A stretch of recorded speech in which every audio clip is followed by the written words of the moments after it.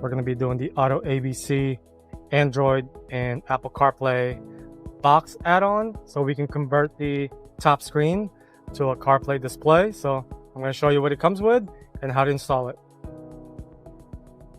We've got the content of the unit out of the box. Just going to show you real quick what it all comes with. Obviously, it comes with the install manual and the user manual.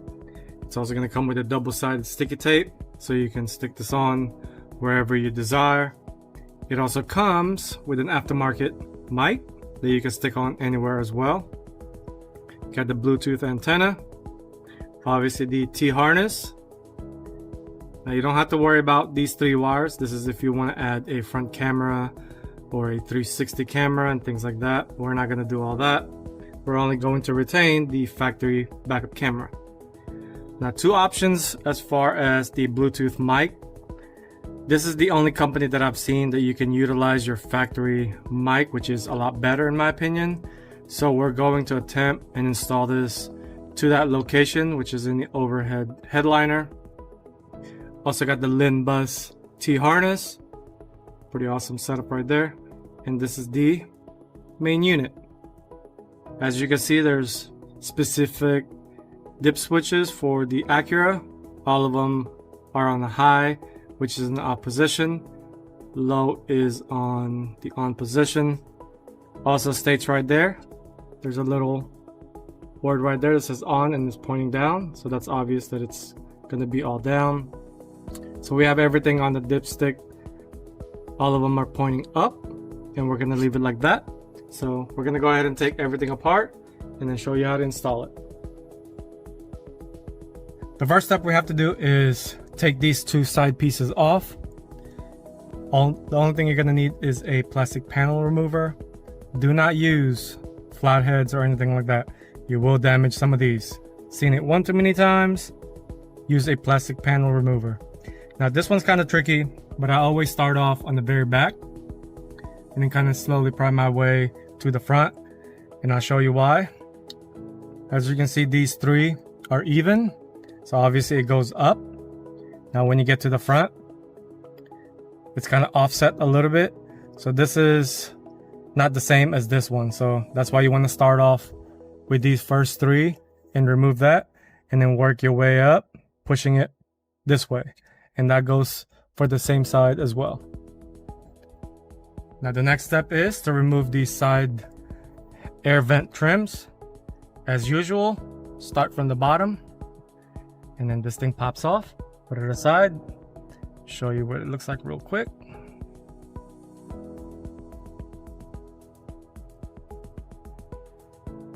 Just gotta be careful with these ones. You don't want to rush, as you will break the clips. So that's all it's held by. Now once you get those vents trim removed, there's also going to be this cover right here that's attached to the bottom. Slowly pry it from the front and it'll just pop off. There's a cover on top right here. Same exact thing, pop off.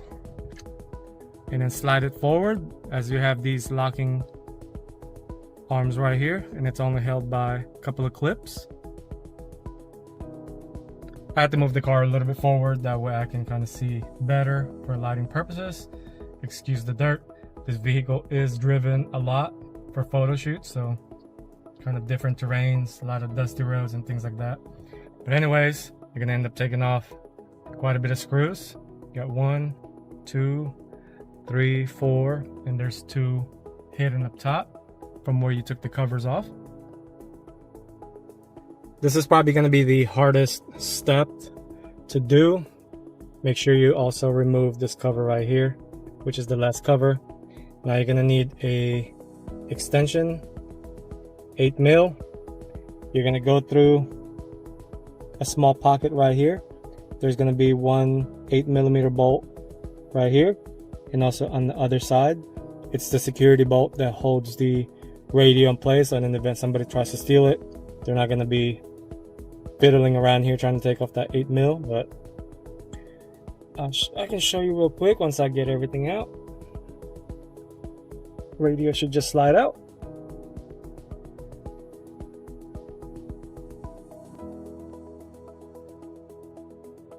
Now the hazard button is a little short, so you have to unplug that first. And here's those 8 mils that I was talking about. They slide onto a groove.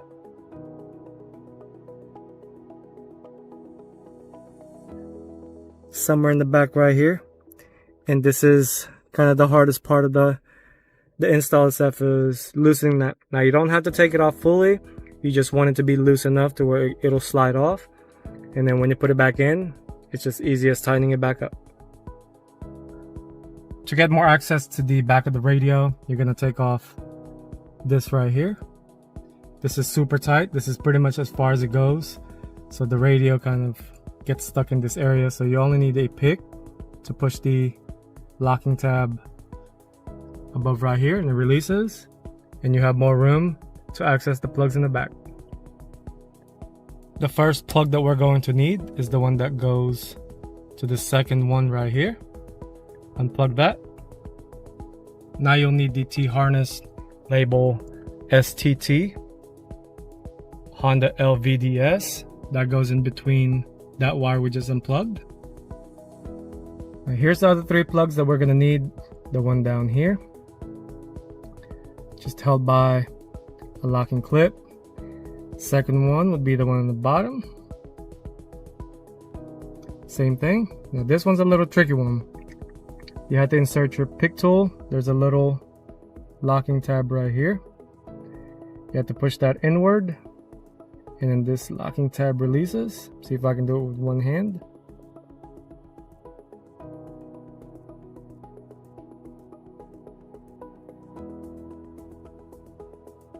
Here's that locking tab right there. This one in the center, you have to push it towards the wire, and then you have to lift up this arm right here. You're gonna need to push this locking tab right here, push it inward, and then you can pull this lever and that plug releases. All the 3 plugs that we removed, they just get their designated T-harnesses. They made this thing super simple. Everything plugged in just like factory. Everything is super tight. Even the one with the locking clip locked in very well. So definitely shout out to them for making such a quality plugs. Also, they added these felt. It's kind of like a vibration noise reducer type of thing. So definitely shout out to them for doing that. They also added Tesla tape to make it look more factory. Not a lot of companies would do that from what I experienced. So far, so good. To get to the OEM mic, we're gonna remove this piece right here. Now you're gonna insert a small flathead to this little groove, and that will just pop off. Do the same thing for the driver's side. Once you get those covers off, you'll expose 2 8mm bolts right there. Once you get those 2 8mm bolts out, the back side of it is only held by clips right here. So again, use your plastic panel remover and slowly work your way around it. And like I said, this is only held by 2 clips. The next T-harness that you're going to use is the Acura OEM mic harness. The plug that you're going to need is down here. So I already got the T-harness installed. Make sure they do click, that way you don't end up having to take this back off. Now I'm going to zip tie that to the harness to make it look nice and neat, and then run it along the channel all the way where the box is going to be.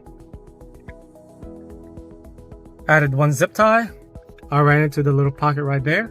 So the wire we can ran all the way behind the headliner. So now we can go ahead and put this back to where it was, same way as we removed it. I repositioned the zip tie to the top. When I tried to put it back in, it was making contact to this metal right here. So I zip tied it along the higher harness.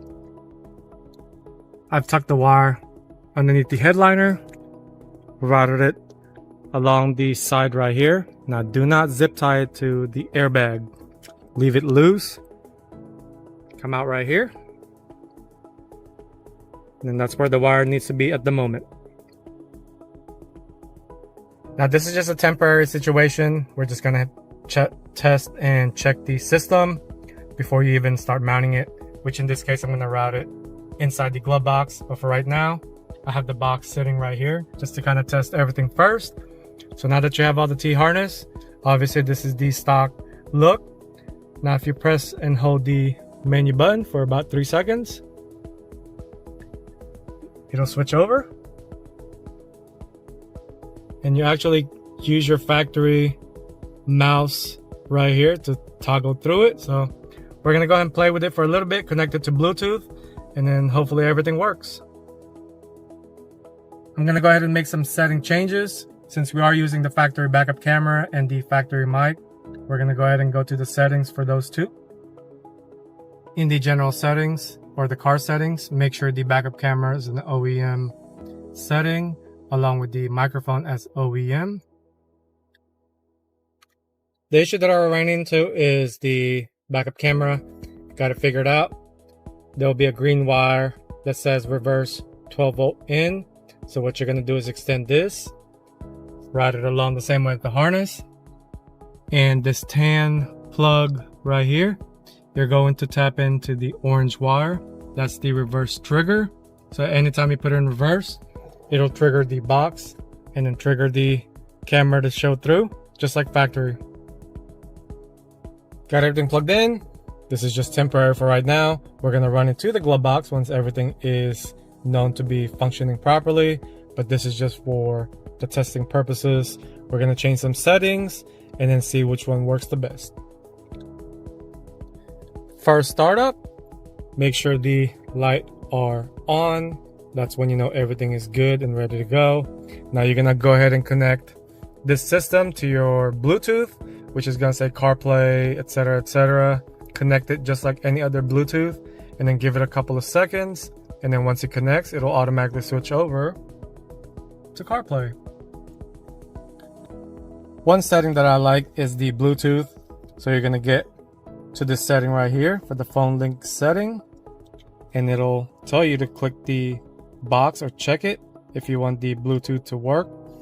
Otherwise, if you want the non-Bluetooth version, you're gonna have to just switch to auxiliary, but I prefer the actual Bluetooth, so it connects just like my phone. There's also a couple of things in here that I'm going to change, especially the speech recognition. If you are using the backup camera, you will go to this setting right here and then change the backup camera to OEM. Here's the selections. And if you are using the aftermarket microphone, which is that little piece that I've showed you before, the little square microphone, which I'm not going to be using now. I'm going to be using the OEM factory mic, so you're going to have to switch over to that. Besides that, it's kind of self-explanatory. It's far of it. Language, adjusting the sound and things like that are pretty standard, but I'm going to play around with it and then see what we got. After you made the camera setting and the microphone setting, along with the Bluetooth disable deal, which is in the phone link setting. Like I said, if you want to use the Bluetooth, you will check that. If you want to use the auxiliary feature, then you're going to go ahead and check that. But as soon as you apply it, we have to reboot the system to take effect.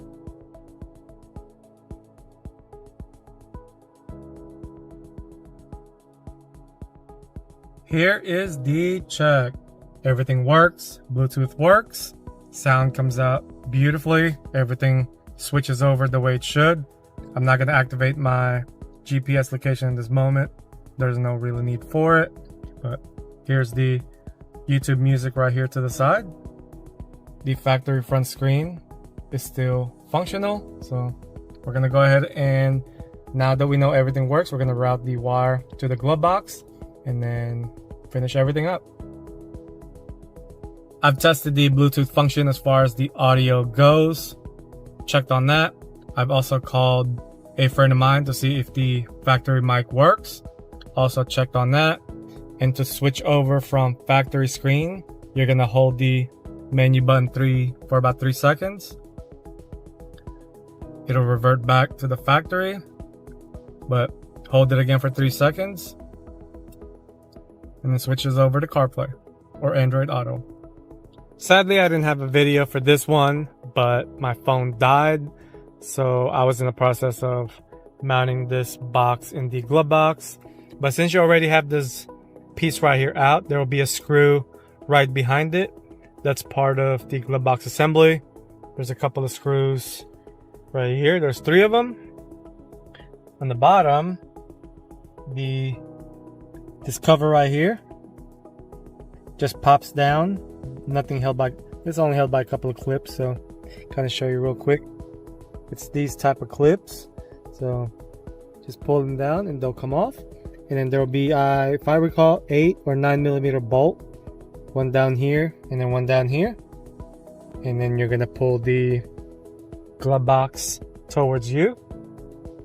And like I said, that I put a double-sided Velcro tape, and in the back I retained the cabin filter cover. I did do a little notch on the corner right here, that way all the wires have somewhere to kind of go to. As you can see, it's not going anywhere, and I can see all the confirmation lights, the Wi-Fi antenna. I just sticked on there and then routed it to the back. So here's the wires right there. The tray is still in place, so that's also good. So there's not really a lot of places to mount it, so this is the only place that I can think of that works best. So we're gonna go ahead and test it, drive it around, and in a couple of days, if everything is all good, I'm gonna go ahead and post a video. But I wanted to make sure that it works properly, no issues or any bugs. So other than that, we're gonna go ahead and test the unit now that everything is put back together. I just got back from the test drive just to make sure that the system is working properly and the GPS is moving and changing directions accordingly. The CarPlay music actually works perfect. I'm running on the Bluetooth mode. I'm also using the factory mic, so that's definitely a perfect add-on to that. But you're more than welcome to install and run the other mic if you don't want to do the factory mic. But here is the system. Definitely highly recommend this system. I'm gonna attach the link to the bottom of the description if you guys want to order it. That'd be awesome. If you guys have any questions, leave a comment. Please subscribe.